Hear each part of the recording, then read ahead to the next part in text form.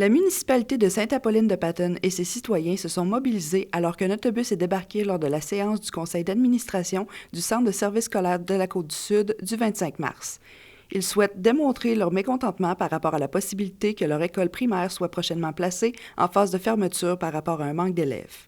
Pour ce qui est du 6-6, il est effectivement existant dans le sens où le financement accordé au centre de services scolaires pour avoir des classes tient compte d'un minimum de 6 élèves par classe. Sans ce 6-6, il n'y a pas de reconnaissance du groupe comme étant un groupe existant. Ce que notre politique dit, c'est pour garder une école ouverte, on doit avoir suffisamment d'élèves pour que les allocations que l'on reçoit financent minimalement le temps enseignant. Quand on parle du temps enseignant, c'est le titulaire de la classe et les spécialistes, qu'on parle de l'anglais, de l'éducation physique, des arts.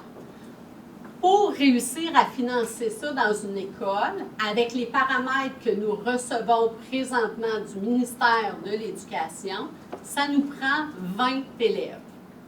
Ce 20 élèves-là n'est pas au rendez-vous et l'année dernière, lorsque vous avez été rencontrés en assemblée publique, le 6-6 n'était pas non plus présent. Et ce qu'il avait été dit, d'ailleurs, les journaux l'ont relaté, ce qu'il avait été dit, c'est qu'il devait y avoir augmentation de la clientèle pour que l'école soit maintenue ouverte en 25-26.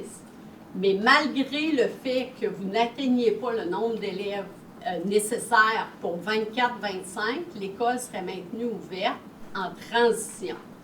Donc, ces chiffres-là vont ensemble pour un total qui permet un financement de l'entièreté du groupe, financement minimum juste du temps d'enseignement. Sainte-Apolline reproche toutefois au centre de services un manque de communication et de transparence par rapport à la situation.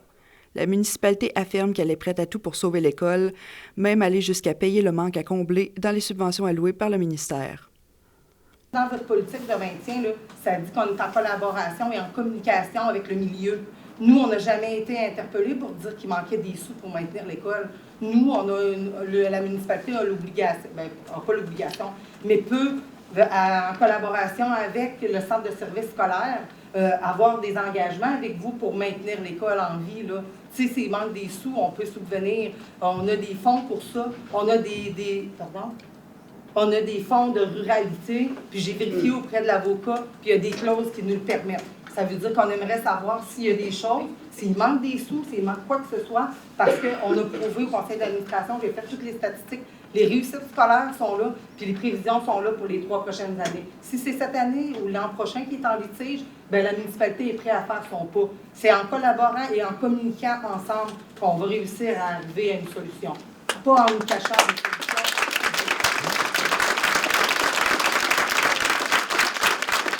La présidente du centre de services a alors affirmé que la décision reposerait sur plusieurs critères, dont la réussite des élèves et l'équité des services donnés sur le territoire.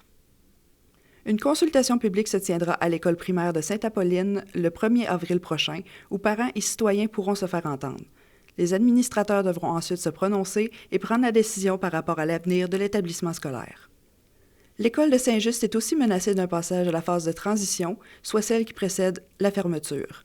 Un projet aurait toutefois été déposé au centre de service par le conseil d'établissement de l'école, soit la formation d'une école intégrée avec celle de Saint-Fabien, qui permettrait à l'école de Saint-Just d'atteindre un nombre suffisant d'élèves et aux jeunes de Saint-Fabien de profiter des nombreuses infrastructures comme la patinoire disponible. Les parents devront être consultés, mais la directrice générale du centre de services scolaires, Rachel Bégin, a qualifié ce projet de prometteur pour l'avenir des 2 établissements scolaires.